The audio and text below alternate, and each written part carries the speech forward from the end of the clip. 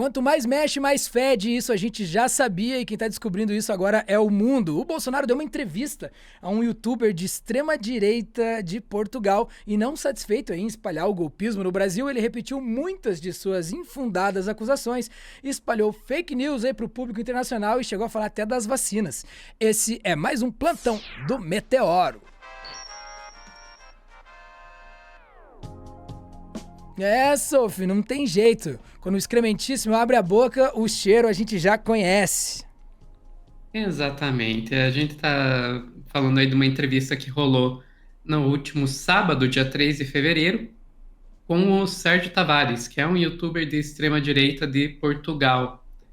E foi um show de horrores. Basicamente é isso. Eu acho interessante que o Bolsonaro levantou o tom tanto do seu discurso quanto das fake news que ele ajudou a disseminar aí através dessa live, muito acima do que a gente tem visto nos últimos tempos aqui no Brasil. Não sei se a ideia de que ele imaginava que não seria visto pelos brasileiros, seria visto aí pelos portugueses, mas se era esse o plano, não funcionou, porque todo mundo aqui no Brasil ficou sabendo disso aí, né?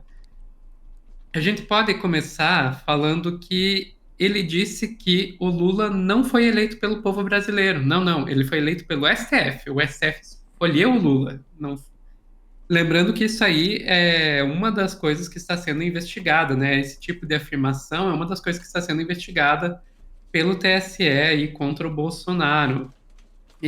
Mas com, por exemplo, um vídeo que o Bolsonaro compartilhou no Facebook e depois apagou e que agora a Polícia Federal está indo atrás da Meta para tentar recuperar esse vídeo.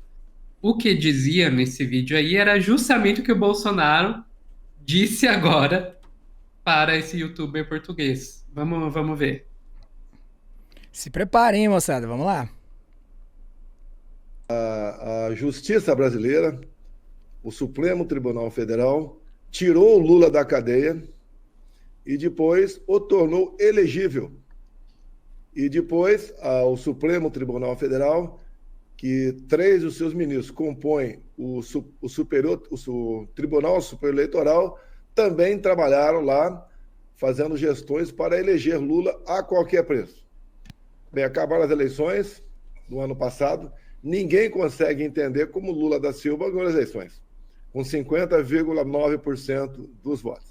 Foi com o público do Meteoro aqui, irmão. Foi o voto do público do Meteoro, valeu? Ninguém do Brasil entende isso, nem nos estados mais pobres, onde ele sempre teve uma boa votação no passado. A maioria dos ministros do Supremo comemoraram muito a eleição do Lula. E alguns diziam lá que evitaram, com a eleição do Lula, que o Brasil se tornasse uma ditadura com Jair Bolsonaro. Isso ele acertou. Porque que os contornos, né, do uso da máquina pública pelo Bolsonaro indicavam justamente isso, indicavam um Estado totalitário, autoritário, ganhando ou perdendo as eleições. Deu pra gente ver que perdendo eles tentaram fazer tudo isso e ganhando como seria, né? A Sabim paralela aí você ia virar um shopping. Exatamente, exatamente. Daí, além desses ataques ao nosso sistema eleitoral, o Bolsonaro também resolveu voltar aí no tempo, voltar a 2021, 2020, 2021 e falar da pandemia, né? E reafirmando as mesmas mentiras que a gente viu durante a pandemia que levaram aí à morte de centenas de milhares de pessoas. Vamos aí para o segundo vídeo. Fizemos a nossa parte no tocante à pandemia. E mais, fui contra a política do fica em casa, a economia a gente vê depois. Ou seja, também zerei os impostos de todo e qualquer produto que os médicos aconselhavam ser usado para combater a pandemia, como, por exemplo, a vitamina D. Também a questão da máscara, falei que ela era completamente ineficaz. Hoje, o Conselho Federal de Medicina do Brasil disse que a máscara foi, não é ineficaz, mas foi prejudicial à saúde dos brasileiros por ocasião da pandemia. Também aqui tivemos uma coisa inacreditável. Quando falava tanto em afastamento, distanciamento social, os presos não morreram no Brasil. não morreram porque, por coincidência ou não, tomavam um comprimido chamado ivermectina para combater um tal de chato, algo que um espécie de carrapatinho que se alojava aí nas partes íntimas dos homens, né? E isso daí talvez tenha sido o diferencial para que não morresse presidiários no Brasil. E também muitas medidas tomamos nesse sentido, mas a mais importante foi dizer que quem decidiria se haveria ou não um tratamento precoce para a Covid seria a classe médica e não a imprensa brasileira. Fizemos a nossa... Enfim. Ok, aí vocês veem aí. Vamos destrinchar isso aí. Primeiro, a questão da morte dos presidiários. De fato, se você olhar os números oficiais, o número de mortos nos presídios foi menor do que da população geral. Mas, e aí agora eu vou trazer um dado para vocês, o Instituto de Defesa do Direito de Defesa, o IDDD, mas a gente tem que lembrar que foram feitos 151.751 testes de Covid entre janeiro de 2020 e outubro de 2021 nas penitenciárias. Segundo o DEPEN, a população carcerária em 2021 era 833.176. Ou seja, o número de testes que foi feito nos presídios é mais de 5 vezes menor do que o número da população carcerária. Não deu para fazer teste nenhuma, deu para fazer uma vez o teste em 1/5 da população carcerária. Quem dirá você testar toda a população carcerária e várias vezes, que é o que seria necessário durante uma pandemia. Ou seja, é muito fácil você dizer que a população carcerária não está morrendo de Covid quando você não sabe que a população carcerária tem Covid, né? Se você não testar, você não tem pessoa morrendo de Covid. É essa a lógica. Então, esse número de que há o número oficial aí de mortes por Covid da população carcerária é um número que não tem credibilidade alguma, porque não estava sendo feito teste. Aí a questão da ivermectina, da cloroquina, a gente sabe que o Bolsonaro tentou dar cloroquina até para EMA. A gente trouxe aqui no Meteoro uma pesquisa que foi divulgada esse ano, agora em janeiro, mostrando que em apenas nos hospitais, não estamos falando nem na população geral, de 6 países, teve 17 mil mortes, não por Covid, mas pelo uso da hidroxicloroquina. Entenderam? Por efeitos colaterais da hidroxicloroquina. O número, com certeza, é muito maior do que esses 17 mil, porque a gente tá falando só de população do hospital e só de 6 países. Então, a hidroxicloroquina matou muita gente. E o Bolsonaro continua insistindo até hoje nesses tratamentos que a gente sabe que são ineficazes e agora até que são perigosos se feitos da maneira errada. E, finalmente, a questão da máscara. Não existe nenhuma evidência científica de que a máscara possa ter prejudicado as pessoas. Muito pelo contrário. Muito pelo contrário. Mas o Conselho Federal de Medicina. A gente tem que pensar que até hoje, não é só na época da pandemia, até hoje o Conselho Federal de Medicina está tomado por bolsonaristas. Isso aí a gente viu ainda esse ano também o escândalo do Conselho Federal de Medicina descredibilizando vacinação infantil. Então, desculpa, não dá para levar muito a sério o Conselho Federal de Medicina. Mas, enfim, isso aqui falando da pandemia. Tem um último videozinho que eu acho que a gente tem que mostrar, um trecho aí dessa live, que aí entra fake news pesada pra caramba.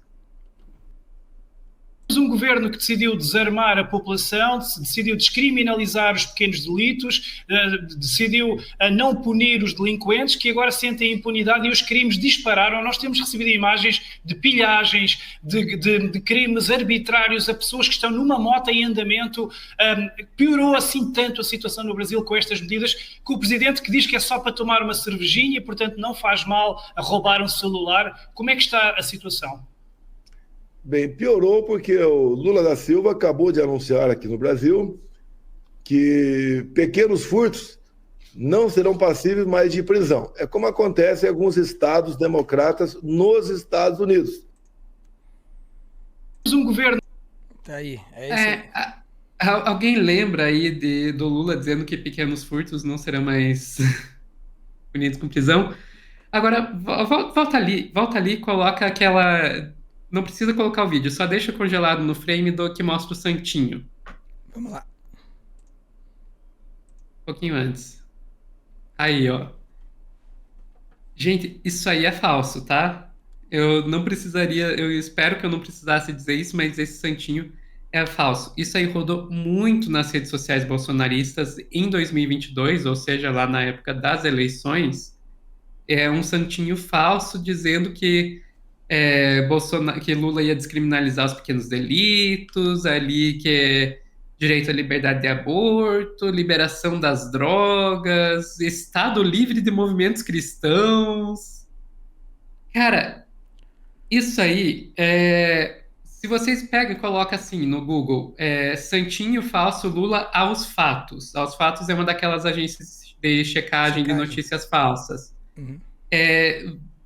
Tem uma reportagem bem completa mostrando todas as inconsistências aí desse Santinho, como a identidade visual não tem nada a ver com a identidade visual da campanha que o Lula estava fazendo em 2022, que esse logo do PT é um logo antigo que já não é usado há muito tempo. Inclusive vai ponto a ponto desses aí, dizendo vários deles como o Lula não prometeu nada disso na campanha de 2022. Em alguns casos, até infelizmente, né? Tem uns aí que, sinceramente, eu olho ali, educação inclusiva, LGBTQIA+, direito à liberdade do aborto, até gostaria que fosse verdade. Mas não é. Eu acho que essa Lula lista... não prometeu, infelizmente. Essa lista, eu acho que ela fala mais dos medos deles do que disso, né?